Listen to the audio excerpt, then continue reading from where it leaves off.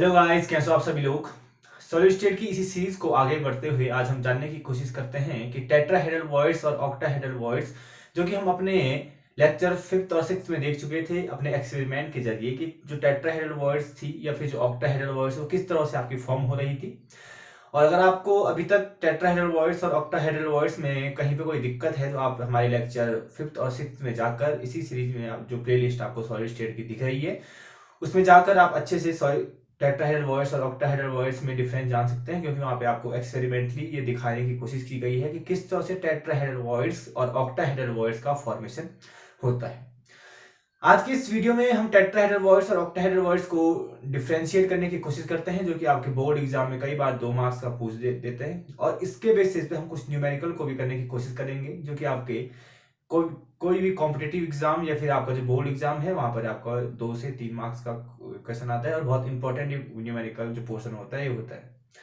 तो tetrahedral voids और octahedral voids जैसे कि हम पहले ही जान चुके थे कि किस तरह से आपका टेट्राहेड्रल वॉइड्स और ऑक्टाहेड्रल वॉइड्स बन रही थी, तो उसमें डिफरेंस आपको जानने के लिए आपके पास एक टेबल में सामने बनाई गई है ताकि आपका थोड़ा टाइम बच सके। तो टेट्राहेड्रल वॉइड्स और ऑक्टाहेड्रल वॉइड्स देखोगे आप कि जो टेट्राहेड्रल वॉइड्स है as r is equal to 0.225 r, ये आप देखोगे जब हम आपका रेडियस रेशियो एक इसके बाद नेक्स्ट चैप्टर हमारा नेक्स्ट जो टॉपिक हमारा होगा उसमें हम देखेंगे रेडियस रेशियो।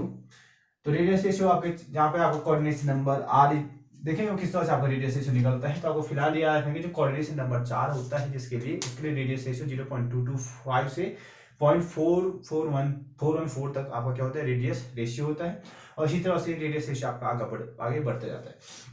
फिलहाल अभी आपको इतना याद रखना है कि जो रेडियस रेशियो आपका टेट्राहेड्रल वॉइड्स का होता है वो आर इज इक्वल टू 0.225 तक होता है, यानी कि 0.225 से लेके 0.414 तक आपका क्या होता है ये रेडियस रेशियो होता है। जो टेट्राहेड्रल वॉइड्स होती है जो जिन स्फेयर से मिलकर बनी हुई होती है, ऑब्वियसली बात है कि जो ये वॉइड्स होगी उन स्फेयर से क्या होगी छोटी होगी। तो जैसे कि आपने यहाँ पे लिखा है कि tetrahedral voids is much smaller than the size of the spheres in the packing. उस पैकिंग में जो स्फेयर्स यानी कि जो एटम्स हम ले रहे थे उनके साइज से उनका क्या होता है उस जो टेट्राहेड्रल वॉइड्स क्या होती है आपकी छोटी होती है। वहीं दूसरी ओर जो ऑक्टाहेड्रल वॉइड्स होती है उसके जो रेडियस रेशियो होता है आपका 0.414, आप देखोगे किस तरह से निकलता है ये 0.414 से 0.732 तक ये रेशियो आपका होता है ऑक्टाहेड्रल वॉइड्स के लिए, यानी कि जिसे जहां पे कोऑर्डिनेशन नंबर 6 होता है। ठीक है ना। जो ऑक्टाहेड्रल वॉइड्स का जो साइज होता है ऑब्वियसली बात है कि जो जिन स्फेयर जो पैकिंग में जो स्फेयर्स या फिर जो एटम्स आपके यूज हो रहे हैं उनसे उसका साइज क्या होगा छोटा होगा।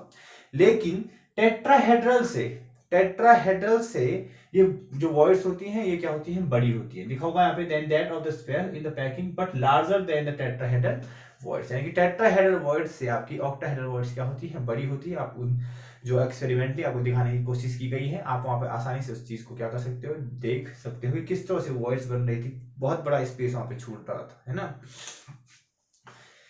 नेक्स्ट सेकेंड है आपका कि each tetrahedral voice is surrounded by 4 spheres. जैसे कि आपने देखा था कि एक नीचे एटम फर्स्ट लेयर का और 3 ऊपर से एटम थे।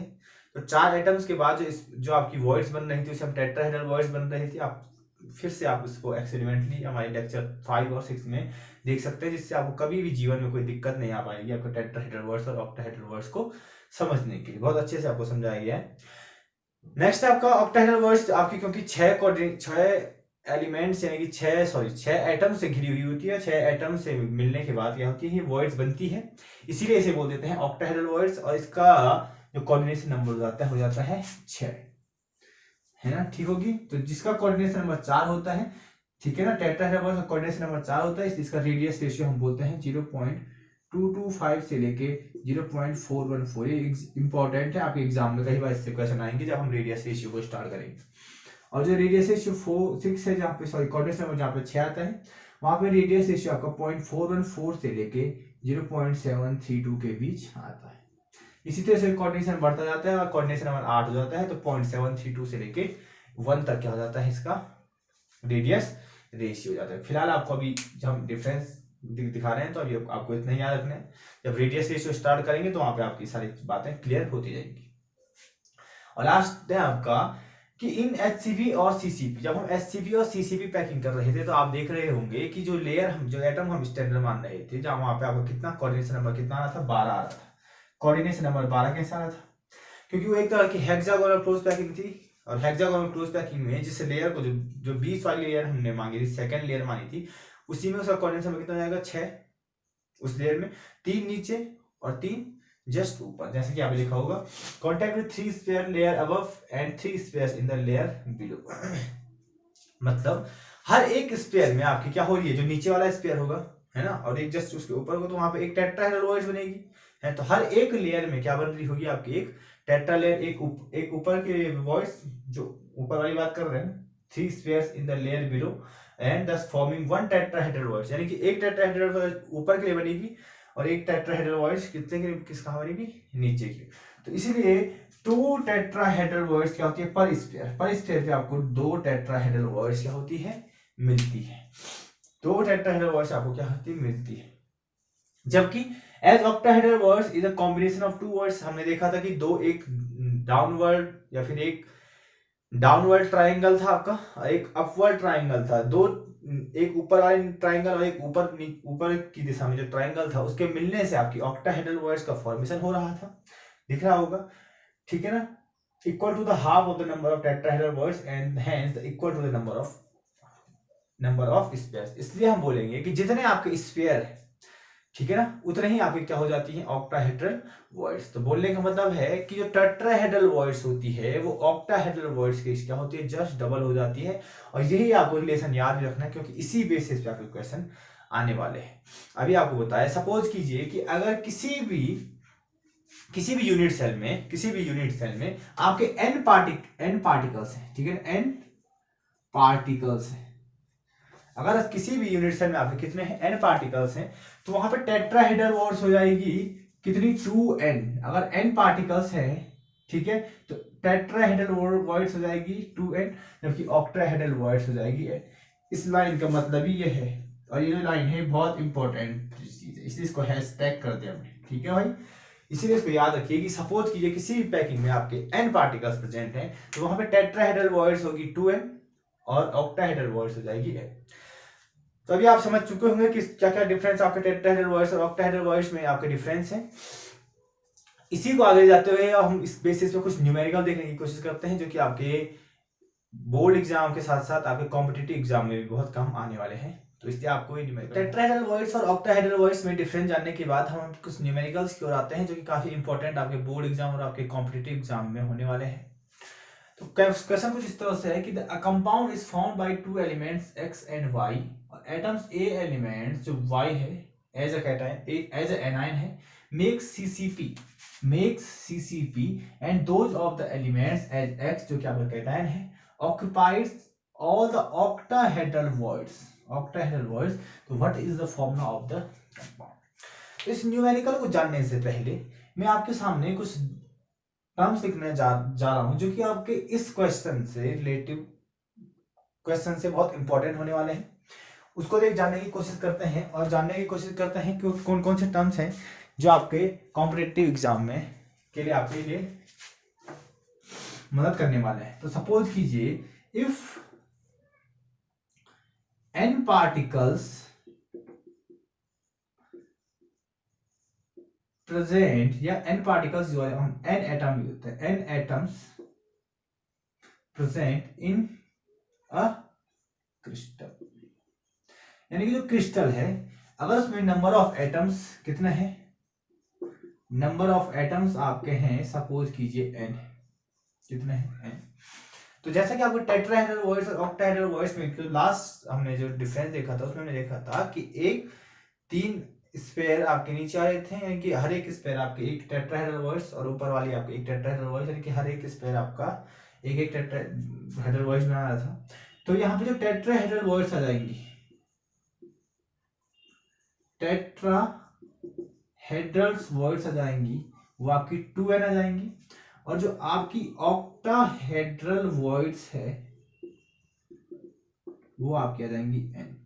यानी कि अगर किसी भी एटम, सपोज कीजिए कि सीसीपी में आपके, देन फिर हम बात करें एचसीपी में सपोज कीजिए आपके 18 एटम होते हैं, तो इसमें ऑक्टाहेड्रल वॉइस आपकी आ जाएंगी, टेट्राहेड्रल वॉइस आ जाएंगी 18 इंटू 2 यानी कि 2n हो जाएंगे 36, और इसमें आ जाएंगी 18। ऑक्टाहेड्रल वॉइस कितनी आएंगी, 18। आई बात समझ में? तो ये रिलेशन आपको हमेशा ध्यान रखना है कि अगर किसी भी क्रिस्टल में नंबर ऑफ एटम अगर n है तो टेट्राहेड्रल वॉइड्स जस्ट उसके डबल हो जाएंगे और उतनी ही आपकी ऑक्टाहेड्रल वॉइड्स हो जाएंगी n। ठीक हो गया। दूसरा, अगर हम HCP और CCP के स्ट्रक्चर को जानने की कोशिश करें और वहां से आपकी टेट्राहेड्रल वॉइड्स आपकी HCP में कितनी होती है और CCP में कितनी होती है उसे जानने की कोशिश करें, तो HCP का स्ट्रक्चर जैसा कि मैंने आपको पहले बताया था, कुछ इस तरह से आपका HCP का एक स्ट्रक्चर होता है कि एक हेक्सागोनल रिंग होती है, वो इस तरह से आपकी होगी, ऑक्यूपाई करेगी, और दूसरी कुछ इस तरह से नीचे से। आप इस वाले को इससे मिला दीजिए, इस वाले को इससे, नीचे वाले को नीचे से मिला दो, ऊपर वाले को हम यहाँ ऊपर वाले से मिला देते हैं। ठीक है, इस नीचे वाले को इस नीचे से और ऊपर वाले को ऊपर से अगर मिला दें, एक क्या होगा इसके सीधे सीधे फेस पे प्रेजेंट होगा और एक इस फेस पर प्रेजेंट होगा, एक एटम, और 3 एटम कुछ इस तरह से इसके बॉडी सेंटर पर प्रेजेंट होंगे। तो ये है आपका स्ट्रक्चर HCP का। और HCP के लिए अगर हम नंबर ऑफ एटम्स निकालेंगे तो नंबर ऑफ एटम कुछ इस तरह से निकालेंगे। आप देख रहे होंगे कि इसके कॉर्नर पर प्रेजेंट है एटम, कॉर्नर पर प्रेजेंट है आपके 12, देखो 1 2 3 4 5 6 7 8 9 10 11 12 में से गोल कर देता हूँ 1 2 3, सॉरी ये आपका फेस सेंटर वाला है, 3 4 5 6 7 8 9 10 11 12 एटम आगे प्रेजेंट है। अगर आप देख रहे होंगे, अगर इस पूरे स्फीयर को, इस वाले एटम को अगर मैं स्टेनर मानूं तो इसका आधे का 1/3 पार्ट इसके अंदर है। कंट्रीब्यूशन अगर हम इसके निकालने की कोशिश करें तो 1/2 आधे का 1/3 पार्ट इसके अंदर है, तो पूरे का आपका आ जाएगा 1/6, यानी कि 2 एटम्स आपके आ जाएंगे कॉर्नर पर। HCP की बात करना है सिर्फ और सिर्फ HCP के लिए, कॉर्नर पर इसका एंटर हो जाएंगे 2। वहीं अगर बॉडी सेंटर की बात करें, तो बॉडी सेंटर पे इसके एटम है 3 1 2 3, पूरी बॉडी सेंटर में 3 एटम प्रेजेंट है और हर एक एटम का बॉडी सेंटर पे कंट्रीब्यूशन आपको पता है कि होता है 1, तो ये 3 एटम आपके यहाँ पर आ गए। फेस सेंटर की बात करें तो 2 फेस आपको दिख रहे होंगे और 2 फेस पर आपके हर एक फेस पे आपके 2 एटम हैं, तो फेस की बात अगर करें तो ये हो जाते हैं 2 और हर एक फेस पर आपको कंट्रीब्यूशन आता है 1/2 का, तो आगे 1 एटम। अगर टोटल एटम निकालें तो HCP में आपके आ जाएंगे 2 + 3 + 1, यानी कि 6 एटम आपके आ गए। तो अगर HCP में टेट्राहेड्रल वॉइड्स हम निकालेंगे, टेट्राहेड्रल वॉइड्स और ऑक्टाहेड्रल वॉइड्स निकालने की कोशिश करते हैं, तो हम पाएंगे कि जो टेट्राहेड्रल वॉइड्स होती है, अभी हमने देखा कि टेट्रा अगर नंबर ऑफ पार्टिकल्स n है तो टेट्राहेड्रल वॉइड्स हो जाएगी 2n और ऑक्टाहेड्रल वॉइड्स हो जाएगी n। तो अगर यहाँ पे n कि जब आप 6 एटम आ गए तो टेट्राहेड्रल वॉइड्स कितने आ जाएगी 2 × 6, यानी कि 12 एटम आपकी टेट्राहेड्रल वॉइड्स आ जाएंगी और जो ऑक्टाहेड्रल वॉइड्स है वो आपकी आ जाएंगी। आगे बात हम इसे फटाक से नोट डाउन कीजिए, हम फिर अब CCP को देखने की कोशिश करते हैं। CCP में जो क्यूबिक क्लोज पैकिंग होती है उसका स्ट्रक्चर एक FCC की तरह क्या होता है, स्ट्रक्चर होता है, यानी कि आपका जो नंबर ऑफ एटम्स होंगे वो कॉर्नर के साथ साथ आपके फेस पर भी क्या होंगे, प्रेजेंट होंगे, फेस पर भी प्रेजेंट होंगे। तो कॉर्नर पर कंट्रीब्यूशन हो जाता है 1/8 और कॉर्नर होते हैं 8, तो 1 एटम तो ये आ गया। और फेस की बात करें, फेस होते हैं 6 और हर एक फेस का कंट्रीब्यूशन होता है 1/2 का, तो 3 एटम ये आ गए। तो 3 + 1 = 4 एटम्स, यानी कि अगर CCP की हम बात करें, CCP की अगर बात करें तो टेट्राहेड्रल वॉइड्स आ जाएगी, टेट्राहेड्रल वॉइड्स आ जाएगी कितनी 2 × 4 यानी कि 8, और ऑक्टाहेड्रल वॉइड्स आ जाएगी 4, यानी कि टोटल जो वॉइड्स होंगी वो हो जाएंगी 12 वॉइड्स। इस क्वेश्चन की ओर चलते हैं और इस क्वेश्चन से इस क्वेश्चन को सॉल्व करने की कोशिश करते हैं। तो देखिए, a compound is formed by 2 elements, तो देखते हैं 2 एलिमेंट है, सपोज कि x और y, ये 2 एलिमेंट है आपके, इन 2 एलिमेंट से आपका एक कंपाउंड बना है। जो y है ये आयनाइन की तरह काम कर रहा है आपका, सॉरी एनाइन है y, और जो x है ये आपका कैटाइन, ठीक है ना, यानी कि x पॉजिटिव और ये y नेगेटिव। अब देखिए यहां से आपको इंपॉर्टेंट है, इस क्वेश्चन को समझने में आपको बहुत आसानी, बहुत बड़ा क्वेश्चन ये है नहीं, अगर आपकी अंडरस्टैंडिंग अच्छी है तो बहुत जल्दी से आप कर लोगे, लेकिन अगर आप इससे भयभीत हो गए तो आप इस क्वेश्चन को नहीं कर पाएंगे। देखिए, मेक सीसीपी, जो वाई आपका एलिमेंट है, atom of the element Y, make CCP, की जो एटम है इसने क्या मान, इसको ये क्या है, सीसीपी को बना रहा है। अब अगर सीसीपी बना रहा है, देखिए फिर क्वेश्चन आगे पढ़ते हैं। And those of the element x cation occupy all the octahedral voids, और जो ये वॉइड है आपका ऑक्टाहेड्रल वॉइड्स को ऑक्यूपाई करता है ये एक्स। सिंपल सी बात है।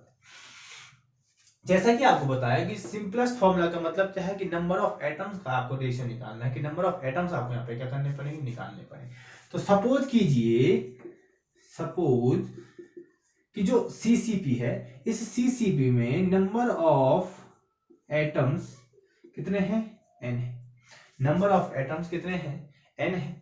तो ऑब्वियसली सी बात है, हमने अभी एक रिलेशन देखा कि टेट्राहेड, अगर नंबर ऑफ पार्टिकल्स n होंगे तो टेट्राहेड्रल वॉइस 2n हो जाएगी, और आपकी ऑक्टाहेड्रल वॉइस हो जाएगी उतनी, जितनी आपकी नंबर ऑफ पार्टिकल्स होते हैं उतनी ही आपकी ऑक्टाहेड्रल वॉइस होती हैं, और उसके जस्ट डबल आपकी टेट्राहेड्रल वॉइस हो जाती है। इसका मतलब जो ऑक्टाहेड्रल वॉइस होगी कितनी आ गई, आपकी n आ गई। यानी कि जो आपका जो कंपाउंड है उसका कंपाउंड का फॉर्मूला XNYN, यानी XY, ये इसका सिंपलेस्ट फॉर्मूला हो गया। अब चलते हैं नेक्स्ट क्वेश्चन की। तो नेक्स्ट क्वेश्चन कुछ आपके सामने इस तरह से है कि atoms of element B form HCP lattice. Atoms of B, जो बी एटम्स है आपका, ये HCP लैटिस को फॉर्म करता है, HCP। ठीक हो गया। आपको सीसीपी एचसीपी जब आता है तो उसी को स्टैंडर्ड मान लेना है, उसमें से नंबर ऑफ पार्टिकल्स को वहीं से आपको सपोज कर देना है। यहाँ पे सपोज नंबर ऑफ पार्टिकल्स आप कितने हो जाएंगे, n हो जाएंगे, तो इसी को स्टैंडर्ड मान, बी को अब आपको स्टैंडर्ड मान के चलना है। इस क्वेश्चन को सॉल्व करने में आपको आसानी आएगी। Atoms of element B HCP lattice and those of the elements A occupy, जो ए एलिमेंट्स आपका है occupy 2/3 of tetrahedral voids, 2/3 tetrahedral voids. तो what is the formula of the compound formed by those element A and B? A और B से मिलने के बाद जो आपका फॉर्मूला उसको आपको डिराइव करना है। तो बस बहुत सिंपल सी बात है। अगर HCP है, HCP है तो इस HCP में सपोज नंबर ऑफ पार्टिकल्स कितने हैं, सपोज नंबर ऑफ पार्टिकल्स कितने हैं आपके, n है। तो ऑब्वियस सी बात है कि जो टेट्राहेड्रल वॉइड्स हो जाएगी, टेट्राहेड्रल वॉइड्स अभी आपको बताया वो कितनी हो जाएगी, आपकी जस्ट डबल, यानी कि 2n हो जाएगी, 2n। अब इस a और b का आपको रिलेशन निकालना, फॉर्मूला निकालना, तो ऑब्वियस सी बात है कि क्योंकि जो 2n है आपका, जो टेट्राहेड्रल वॉइड्स है, जो कि कितनी है आपकी 2n है, वो उसके 2/3 है। तो बस इसका 2/3 निकालिए, 2n का 2/3 यानी कि 4n/3। ठीक है। तो अगर ए रेशियो अगर बी निकालने की हम कोशिश करें, ठीक है, तो ये क्या आ जाएगा आपका 4n/3 रेशियो, ये क्या है आपका बी, आपका क्या है n है। आई बात समझ में। तो इसे और डिराइव करते हैं, सिंपल करते हैं, तो 4n/3 अपॉन n, कुछ इस तरह से लिख सकता हूं मैं आपको। तो n के नीचे 1, ये 1 यहाँ ऊपर जाएगा, ये n कुछ इस तरह से आएगा। तो देखिए 4n/3 इंटू n से n गया तो आपका आ गया 4/3, यानी कि a रेशियो b आपका आ गया 4/3, यानी कि जो सिंपलेस्ट फॉर्मूला आपका था वो रेशियो आपको सिंपलेस्ट फॉर्मूला आ गया A4B3।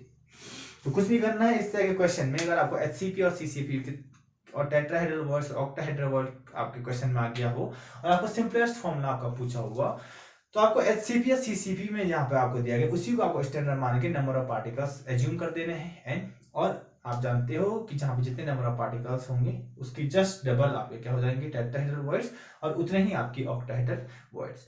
इसे फटाक से नोट कीजिए, हम फिर तीसरे क्वेश्चन की ओर चलते हैं। नेक्स्ट क्वेश्चन आपके सामने कुछ इस तरह से है कि in a cubic packed structure CCP of mixed oxide in a lattice is made up of oxide ion. एक CCP क्यूबिक पैक्ड स्ट्रक्चर है आपका CCP, जिसमें कि आपके ऑक्साइड आयन प्रेजेंट है, यानी कि ऑक्साइड आयन इसमें प्रेजेंट है आपके उस लैटिस में, ठीक है ना। ठीक, ऑक्साइड आयन पूरी लैटिस में आपके प्रेजेंट है, ठीक है। 1/5 tetrahedral voids occupied by X2 positive, X2 positive का 1/5 टेट्राहेड्रल वॉइड्स प्रेजेंट है और Y3 पॉजिटिव का या फिर X3 पॉजिटिव का और Y3 पॉजिटिव का आपका 1/2 ऑक्टाहेड्रल वॉइड्स ऑक्यूपाई करके रखता है, ऑक्टाहेड्रल वॉइड्स ऑक्यूपाई करके ये रखता है। ठीक है, अब सपोज कीजिए वही है आपका, अगर जो सीसीपी है, इस सीसीपी में जो ऑक्साइड आयन है वो पूरे उसमें प्रेजेंट है, तो इसको अगर मैं नंबर ऑफ इस सीसीपी में ऑक्साइड आयन को हम क्या मान लें, n मान लें, तो टेट्राहेड्रल वॉइड्स कितनी आ जाएगी, 2n आ जाएगी, और ऑक्टाहेड्रल वॉइड्स कितनी आ जाएगी, n आ जाएगी। आई बात समझ में।